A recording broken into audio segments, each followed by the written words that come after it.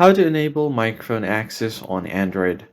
Hey everybody, in today's video, I'm going to be showing you how you can easily turn on your microphone access on Android device. Let's just get started. First off, go over to settings. From your settings menu, you need to go ahead and find your privacy settings. Scroll down here until you find security and privacy.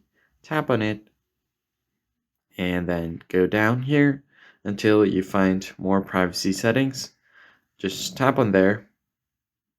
And you can easily find the microphone access here. If you don't see it on this part, you can go back and find the controls and alerts option. You can easily find the microphone access here. Just toggle this on or off. So if this is turned off, you just have to turn it on. And you need to know that this is system-wide. So if you turn it off, you won't be able to access microphone anywhere on your phone. Make sure that is enabled.